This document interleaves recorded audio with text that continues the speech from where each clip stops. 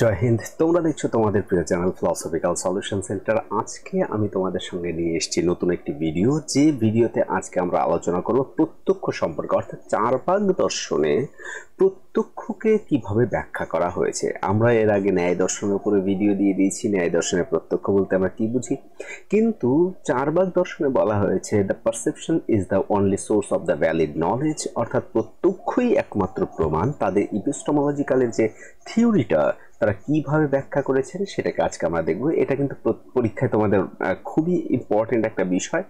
তো যাদের যাদের ভারতীয় দর্শনে এই টপিকটি রয়েছে তারা অবশ্যই তোমরা দেখে নিও, তোমাদের জন্য আজকের এই ভিডিও।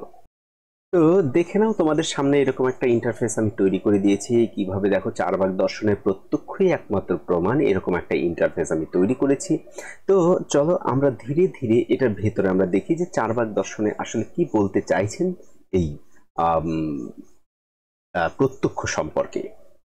তো দেখো, ভারতীয় দর্শনে আমরা যতটা জানি যে প্রমা এবং প্রমাণ এই বিষয়গুলি রয়েছে। তা প্রমা বলতে আমরা কি বুঝি? প্রমা বলতে আমরা যথার্থ জ্ঞানকে বুঝি। দেখো, আমি অলরেডি লিখিয়ে রেখেছি তোমাদের সামনে যে যথার্থ জ্ঞানকে প্রমা বলা হয়। তাহলে যথার্থ অনুভব প্রমাহ, এরকম তোমাদের দেখবে সংস্কৃত এরকম লেখা হয়েছে। ভারতীয় দর্শনের প্রমা বলতে যথার্থ জ্ঞানকেই বলা হয়, অর্থাৎ যথার্থ অনুভবকে। আর অযথার্থ অনুভবকে আমরা অপ্রমা বলি। কিন্তু আমাদের বিষয় হচ্ছে আজকে প্রমা সম্পর্কে। তাহলে প্রমা হচ্ছে যথার্থ জ্ঞান, এবং যথার্থ এই জ্ঞানকে লাভ করার প্রণালীকেই বলা হয় প্রমাণ। তার প্রত্যক্ষ একাধারে যেমন প্রমাণ, ঠিক অপর আর এক পক্ষে কিন্তু সেটা প্রমাও ভারতীয় দর্শনে। তো যেমন ধরো, আমরা যদি উদাহরণ দিই, এখানে দেখো আমি বলেছি যে চোখ দিয়ে যখন আমি টেবিল দেখছি, তা টেবিলের যখন আমার জ্ঞান হচ্ছে সেটা আমার কাছে যথার্থ জ্ঞান। এক্ষেত্রে টেবিলের জ্ঞান বা এই যে জ্ঞান যথার্থ বলে একে আমরা প্রমা বলবো। কিন্তু এর প্রণালী কিসের মাধ্যমে হলো? তাহলে জ্ঞান লাভের যে উপায় হলো তাহলে সেটা চোখ। আর এক্ষেত্রে যথার্থ জ্ঞানের ক্ষেত্রে চোখ হলো কিন্তু আমাদের প্রমাণ। তাহলে আমাদের আলোচ্য বিষয় হচ্ছে এই যথার্থ জ্ঞান লাভের প্রণালী যে প্রমাণ, সেই প্রমাণ সম্পর্কে। তো চলো দেখি। আমরা ভারতীয় চারবাক দর্শনে আমরা জেনে এসেছি, চারবাক দর্শনে যেমন বলেছে যে চারবাক জ্ঞান তত্ত্বের সার কথা কি। এখানে দেখো তোমাদের সামনে চারটি অপশন রয়েছে। এক তো বলা হয়েছে প্রত্যক্ষই একমাত্র প্রমাণ, দুই অনুমান প্রমাণ, আগাম বা শব্দ এগুলি প্রমাণ নয়, তা প্রত্যক্ষই একমাত্র প্রমাণ, অনুমান প্রমাণ নয়, আগাম বা শব্দ এটাও প্রমাণ নয়, এবং বেদের যে শ্রুতি বাক্য তা নির্ভরযোগ্য প্রমাণ নয়। চারবাক জ্ঞান তত্ত্বের এই বিষয়গুলিকে আমরা কিন্তু অনেকগুলি পার্টে কিন্তু আমরা ব্যাখ্যা করতে পারি, কিন্তু আজকে আমাদের আলোচ্য বিষয় হচ্ছে শুধুমাত্র এই যে প্রত্যক্ষই একমাত্র প্রমাণ, এই প্রত্যক্ষই একমাত্র প্রমাণকেই আজকে আমাদের আলোচ্য বিষয়বস্তু। তো দেখো তারা কিভাবে প্রথমে যে প্রত্যক্ষের সংজ্ঞা তারা বলছেন যে প্রত্যক্ষ মেকৈবম, অর্থাৎ প্রত্যক্ষই একমাত্র প্রমাণ। তার মানে প্রত্যক্ষ মেকৈবম, প্রত্যক্ষই একমাত্র প্রমাণ। তার চারবাক মতে প্রত্যক্ষ একমাত্র যদি প্রমাণ হয় তাহলে ইন্দ্রিয়ের দ্বারা তাদের সংজ্ঞা কেমন হবে? ইন্দ্রিয়ের দ্বারা উৎপন্ন সম্মুখ অনুভব বা অপরোক্ষ অনুভবই হলো প্রত্যক্ষ, তাই কিনা? তাহলে যদি আমরা বিষয়টাকে দেখি, তাহলে দেখো, যদি আমরা বলি এরকম যথার্থ জ্ঞানকে যদি আমরা প্রমা বলি, অযথার্থ জ্ঞানকে যদি অপ্রমা বলি, বা যথার্থ জ্ঞান লাভের প্রণালীকে যদি আমরা প্রমাণ বলি, সেক্ষেত্রে তো তোমাদের সামনে আমি উদাহরণ হিসেবে তো বললামই। তাহলে দেখো সেক্ষেত্রে যে আরো বলি যে ধরো টেবিলকে যখন আমি স্পর্শ করছি, তার টেবিলের আমি জ্ঞানকে পাচ্ছি যেটা কঠিন, তাহলে এই ক্ষেত্রে আমার কিন্তু প্রমাণ কি হবে? আমার স্পর্শতা, অর্থাৎ ইন্দ্রিয়ানুভবের এই যে চক্ষু, কর্ণ, নাসিকা, জিহ্বা ও ত্বক এবং মন, এই ছয়টি ইন্দ্রিয় দ্বারা এই ছয়টি তো আমরা প্রত্যক্ষ করি। যেমন ন্যায় দর্শনে বলতে গিয়ে আমি বলেছিলাম ইন্দ্রিয়ার্থ সন্নিকর্ষৎপন্নম জ্ঞানম অব্যপদেশ্যম অব্যভিচারী ব্যবসায়ত্মকম প্রত্যক্ষম। তাহলে এক্ষেত্রে দেখো তারা কি বলছেন যে ইন্দ্রিয়ের দ্বারা উৎপন্ন সম্মুখ অপরোক্ষ অনুভব।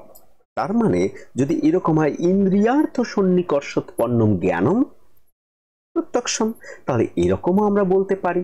তাহলে এক্ষেত্রে যে চার্বাকদের যে তোমার প্রত্যক্ষের যে সংজ্ঞা, ইন্দ্রিয়ের দ্বারা উৎপন্ন সম্মুখ অপরোক্ষ অনুভব হলো প্রত্যক্ষ। এই তোমার হচ্ছে কি বলে, এই সংখ্যাটাকে কিন্তু আমাদের অর্থ বিশ্লেষণ করতে হবে। অর্থাৎ একে আমরা যদি না বুঝতে পারি বা যদি না জানতে পারি, তাহলে কিন্তু আমরা এই চার্বাকদের পৃষ্ঠপোষকতা বা চার্বাকদের প্রেক্ষিতে আমরা কিন্তু প্রত্যক্ষকে জানতে পারবো না। তাহলে দেখো, সংজ্ঞাটির অর্থ তারা প্রথমে করছেন এরকম, বলছেন যে প্রত্যক্ষ হলো এক ধরনের অনুভব। তাহলে অনুভব কি? অনুভব হচ্ছে ইন্দ্রিয় অভিজ্ঞতা, যা আমরা সেন্স এক্সপিরিয়েন্সের মাধ্যমে করে থাকি। তাহলে ইন্দ্রিয় অভিজ্ঞতা, ইন্দ্রিয় অভিজ্ঞতার সঙ্গে কি হয়, একটা সংযোগ ঘটবে। কিসের সংযোগ? বিষয়ের সংযোগ। তাহলে বিষয়ের সংযোগ বলতে যোগ, অর্থাৎ ইন্দ্রিয়ের সঙ্গে, চোখের সঙ্গে টেবিলের যখন আমি দেখছি সেখানে একটা সংযোগ হচ্ছে, অর্থাৎ সন্নিকর্ষ। তাদের যেমন আমি বললাম, ইন্দ্রিয়ার্থ সন্নিকর্ষোৎপন্নম জ্ঞানম প্রত্যক্ষম, যদি এটাকে বলি তাহলে তো বাংলাটাই সংস্কৃত হয়ে যাচ্ছে। তাহলে এক্ষেত্রে যে এই যে যোগ, এই অনুভবকেই আমরা কি বলতে পারি? প্রত্যক্ষ বলতে পারি। যেমন টেবিলকে বা চোখ দিয়ে আমরা টেবিলকে দেখছি, বা তার মধ্যে টেবিলের সঙ্গে সন্নিকর্ষ হচ্ছে, যোগ হচ্ছে। তাহলে স্মৃতির সঙ্গে প্রত্যক্ষের পার্থক্যের কারণের জন্যই অনুভব শব্দটির কিন্তু আবার উল্লেখ করা হয়েছে। এই যে স্মৃতি, আমাদের স্মৃতি এর সঙ্গে প্রত্যক্ষের পার্থক্য করার জন্য, স্মৃতি অনুভব, স্মৃতি আলাদা, তা স্মৃতির সঙ্গে প্রত্যক্ষের পার্থক্য মানে পার্থক্যকরণের জন্য, মানে করতে চাওয়ার জন্যই এখানে কিন্তু অনুভব শব্দটিকে মানে নেওয়া হয়েছে। কারণ স্মৃতি আর অনুভব দুই আলাদা। কারণ অনুভব ভারতীয় দর্শনে জ্ঞানকে বোঝানো হয়, যথার্থ অনুভব প্রমাহ। তাহলে এই অনুভবকে জ্ঞান হিসেবে নেওয়া হয়েছে। কিন্তু স্মৃতির মূলে থাকে এক ধরনের সঞ্চিত অভিজ্ঞতা বা সংস্কার, যার থেকে আমরা পূর্বার্জিত জ্ঞানকে বা আগে যে জ্ঞানকে নিয়েছি সেই জ্ঞানকে আমরা পেয়ে থাকি। তাহলে এই যে আর অন্যদিকে আমাদের যদি বলতে হয় প্রত্যক্ষ কি? প্রত্যক্ষ সাক্ষাৎ অনুভব। তাহলে স্মৃতি হচ্ছে পূর্বার্জিত অনুভব, আর প্রত্যক্ষ হচ্ছে সাক্ষাৎ অনুভব, সরাসরি। তো তাহলে প্রত্যক্ষ তাহলে কি হবে? একটা সাক্ষাৎ অনুভব হবে, অর্থাৎ সরাসরি জ্ঞান। সেই সরাসরি জ্ঞানকে আমরা কি বলবো? প্রত্যক্ষ বলবো। তাহলে আমাদের প্রত্যক্ষ কি? এক প্রত্যক্ষ আমাদের হলো হচ্ছে অনুভব। কেমন অনুভব? সরাসরি অনুভব। ঠিক আছে। দুই, দেখো, প্রত্যক্ষ হলো অপরোক্ষ অনুভব, যা পরোক্ষ নয়, অপরোক্ষ। যে অনুভবে সরাসরি জ্ঞান লাভ করা যায় বা সরাসরি লাভ করা হয়, যা পূর্বার্জিত কোনো অনুভবের উপর নির্ভর করে না, তাই হচ্ছে আমাদের অপরোক্ষ অনুভব। যদি আমরা এই বিষয়কে যদি আমরা এভাবে দেখি, যে টেবিল দেখে টেবিলের যে জ্ঞান, তা অন্য কোনো জ্ঞানের উপর কিন্তু নির্ভর করছে না। আমরা যখন টেবিলকে দেখছি, তাহলে সঙ্গে সঙ্গে আমাদের টেবিলে একটা জ্ঞান উৎপন্ন হচ্ছে। সেই জ্ঞান উৎপন্ন হওয়ার জন্য অন্য কোনো কিছুর আমাদের কিন্তু সাহায্য নিতে হচ্ছে না। তাহলে এই সরাসরি যে প্রত্যক্ষ, সেটাকে আমরা কি বলতে পারি? অপরোক্ষ অনুভব বলতে পারি। আবার দেখো, এটাকে বলা হয়েছে প্রত্যক্ষ হলো আমাদের কি? সম্মুখ অনুভব, তাই না? প্রত্যক্ষ কি আমাদের? সম্মুখ অনুভব। সম্মুখ বলতে কি? সংশয় শূন্য, অর্থাৎ সংশয়, বিপর্যয় এগুলি শূন্য, যেখানে আমাদের দোলায়িত জ্ঞান নেই, যেখানে আমাদের কি রয়েছে? যেখানে অনিশ্চিত জ্ঞানই তো হচ্ছে সংশয়, যেটা দূর থেকে দেখছো এটা কি হবে কি হবে, এটাকে সংশয় বলা হচ্ছে। কিন্তু এই সংশয় শূন্য যে জ্ঞান, যেমন যদি আমরা বলি ওই বস্তুটি মূর্তি না মানুষ, একটা ধরো ছবি রয়েছে, সেই ছবি মানে মূর্তি রয়েছে, সেটা দেখে মনে হতে পারে দূর থেকে যে কেউ বসে আছে, কিন্তু দেখালো সেটা মূর্তি হতে পারে। সেক্ষেত্রে আমাদের সংশয় তৈরি হয় যে সেটা মানুষ না মূর্তি। বা ধরো দূর থেকে তুমি কলেজে রয়েছে, তোমার টিচারকে দেখছো, দূর থেকে 3-4 জন রয়েছে, সেখান থেকে দেখছো, আচ্ছা ওরা টিচার হবে নাকি অন্য কোনো টিচার হবে, তুমি সেখানে কি হচ্ছে? তুমি সংশয়কে অ্যাপ্লাই করছো। তাহলে এক্ষেত্রে তাহলে মিথ্যা জ্ঞান কি? বিপর্যয়। মিথ্যা জ্ঞান বিপর্যয়। তাহলে যেটা মিথ্যা জ্ঞান তা বিপর্যয়। যেমন আকাশে দুটি চাঁদের যে জ্ঞান, আমাদের আকাশে দুটি চাঁদ নেই, তাহলে এই জ্ঞান তার প্রত্যক্ষে সংশয় নেই, প্রত্যক্ষে বিপর্যয়ও নেই, প্রত্যক্ষ হচ্ছে এক ধরনের সম্যক জ্ঞান। তা প্রত্যক্ষ আমাদের কি, আমাদের সম্যক জ্ঞান। তাহলে দেখো আমাদের এই সংজ্ঞাটাকে আমরা ব্যাখ্যা করছি যে প্রত্যক্ষ কি, সম্যক জ্ঞান, অপরোক্ষ অনুভব এবং তার যথার্থ অনুভব। তাহলে এক্ষেত্রে যেমন চার্বাক দার্শনিকগণ, চার্বাকদের দেখো মতের চার্বাক মতে প্রত্যক্ষের শ্রেণী বিভাগে তারা দ্বিবিধ প্রত্যক্ষের উল্লেখ করেছেন, এক বাহ্য প্রত্যক্ষ, এক মনস প্রত্যক্ষ। বাহ্য প্রত্যক্ষে যেমন আমাদের 6টি ইন্দ্রিয় রয়েছে, চক্ষু, কর্ণ, নাসিকা, জিহ্বা ও ত্বক। এই যে আমাদের 6টি ইন্দ্রিয়, প্রথম যে 5টি রয়েছে অর্থাৎ চক্ষু, কর্ণ, নাসিকা, জিহ্বা ও ত্বক, এই 5টি আমাদের বাহ্য ইন্দ্রিয়, এর দ্বারা আমাদের বাহ্য জগতের প্রত্যক্ষ হয়, আর একে আমরা বলবো বাহ্য প্রত্যক্ষ। কিন্তু মানুষ প্রত্যক্ষ, যে মানুষের মনের যে দুঃখ সুখ এই যে অবস্থার সাক্ষাৎ প্রত্যক্ষই হচ্ছে আমাদের মানুষ প্রত্যক্ষ। তাহলে এই যে সাক্ষাৎ প্রত্যক্ষ আর মানুষ প্রত্যক্ষ, তাহলে এই প্রত্যক্ষ জ্ঞান থেকে আমরা সরাসরি বা সাক্ষাৎভাবেই আসে এই জ্ঞান মানে এতটা স্পষ্ট হয় যার যথার্থতা সম্বন্ধে কোনো কিন্তু প্রশ্ন দেখা দেয় না। যারা অনুমান, শব্দ, প্রমাণ ইত্যাদি এগুলিকে প্রত্যক্ষ বলেন, তাদের কিন্তু মূল প্রমাণ কিন্তু অন্য থাকে। যেমন শব্দকে যদি তোমার প্রমাণ হিসেবে ধরতে হয়, তাহলে তার প্রতি তোমার একটা বিশ্বাস থাকতে হবে, তার অনুমান তোমাকে করতে হচ্ছে, অনেক কিছুই করতে হচ্ছে। কিন্তু প্রত্যক্ষ, এই প্রত্যক্ষ ছাড়া কিন্তু কোনো অনুমানই সম্ভব হতে পারে না। কারণ যে ব্যক্তিকে তুমি শব্দ হিসেবে শুনছো, সেও কোথাও না কোথাও সেটাকে কিন্তু প্রত্যক্ষ করছে বা প্রত্যক্ষ করেছে। অনুমানের ক্ষেত্রেও কিন্তু একদম সেম, কারণ অনুমানের ক্ষেত্রেও কিন্তু সেই তৃতীয় লিঙ্গ দর্শন, সেই তৃতীয় লিঙ্গ দর্শনে একটা সমস্যা কিন্তু আমাদের হচ্ছে। তাহলে ভারতীয় যে দর্শন, ভারতীয় দর্শনে আমরা যতটা জানি, সেক্ষেত্রে যদি আমরা বলি যে প্রত্যক্ষ শব্দটি যেমন যথার্থ অনুভবের লাভের উপায় হিসেবে ব্যবহার করা হয়েছে, পাশাপাশি কিন্তু যথার্থ জ্ঞান অর্থেও কিন্তু ব্যবহার করা হয়েছে।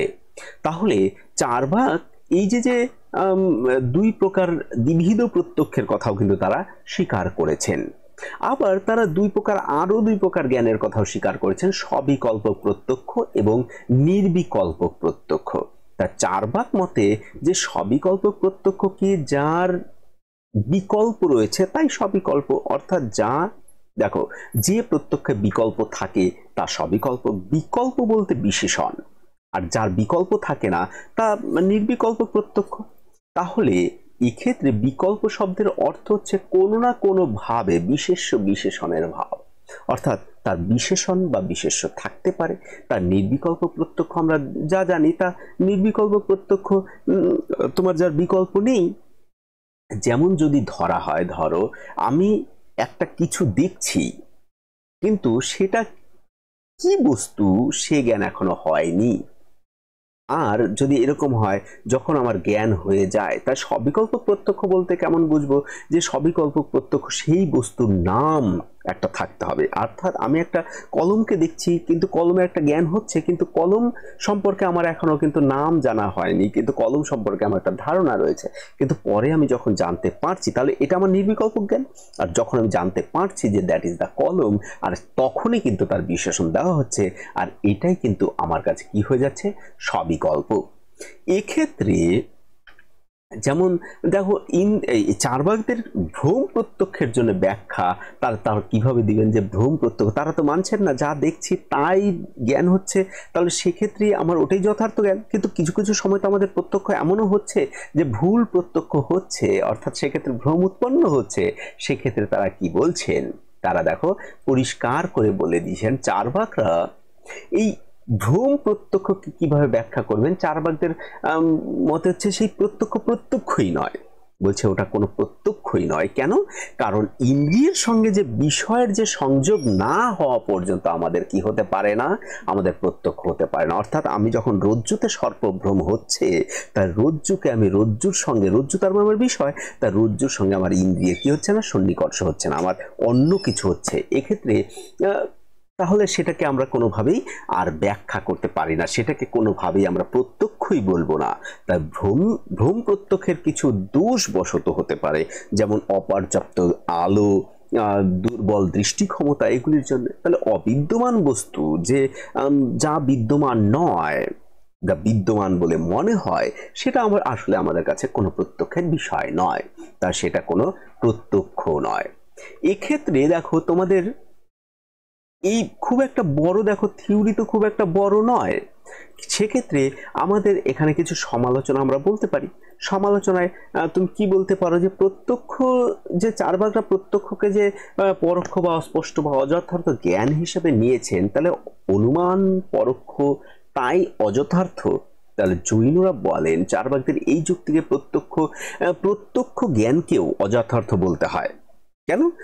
কারণ হচ্ছে প্রত্যক্ষ জ্ঞান ও পরোক্ষ, আর প্রত্যক্ষ জ্ঞান ইন্দ্রিয় নির্ভর, তাই পরোক্ষ ইন্দ্রিয়ের উপর নির্ভরশীল, তাই না? তো অনেকেই অনেক ধরনের বলছেন চার্বাকদের যে প্রত্যক্ষই একমাত্র প্রমাণ, উক্তিটি একটি সার্বিক উক্তি। তাহলে উক্তিটির প্রকৃত রূপ হলো সকল ক্ষেত্রেই প্রত্যক্ষ জ্ঞান যথার্থ। তাহলে এক্ষেত্রে দেখো, তাহলে তোমার হচ্ছে যে ভুল প্রত্যক্ষ যে হচ্ছে, সেটাও তো তোমার একদম সরাসরি একটা প্রত্যক্ষের মধ্যেই রয়েছে। তাহলে সেক্ষেত্রে তুমি কেন বলছো যে ওটা প্রত্যক্ষ নয়?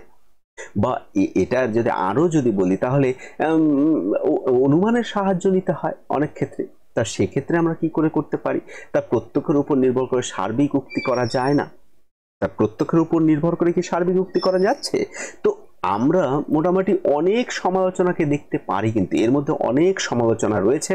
তো দেখো, ভিডিও যদি অনেকটাই বড় করা যায়, তা বড় তো করাই যেতে পারে, তবে আর ভিডিও বেশি বড় করছি না, ঠিক আছে? কারণ আমার মনে হয় তোমাদের পরীক্ষায় এতটা লিখলেই হয়ে যাবে। আমি যতটা বললাম, আশা করি পরীক্ষায় এইটুক লিখতে হয়ে যাওয়ার কথা। এখানে তারা আত্মাকে অস্বীকার করছেন, কারণ আত্মাকে অস্বীকার করছেন একটাই কারণে, কারণ সেটাও প্রত্যক্ষযোগ্য নয়। আবার শব্দের কথা তো আমি বললাম, অনুমানের ক্ষেত্রেও তারা অনুমানকে স্বীকার করছেন না, কারণ অনুমানকে স্বীকার করতে হয়। কিন্তু পরবর্তীকালে অনেক চার্বাক সুশিক্ষিত দার্শনিকরা বা তারা কিন্তু অনুমানকে স্বীকার করছেন। অনেক দৈনন্দিন জীবনযাত্রায় তারা বাধাপ্রাপ্ত হওয়ার ফলে তারা অনুমানকেও কিন্তু স্বীকার করেছেন। কিন্তু একদম যারা ধূর্ত চার্বাক, যারা একদম একদম চার্বাক শিরোমণি, তারা কিন্তু অনুমানকেও স্বীকার করছেন না। তো ভিডিও আর বড় করছি না, ভিডিও এখানেই শেষ করছি। দেখা হবে আরেকটি নতুন ভিডিওতে।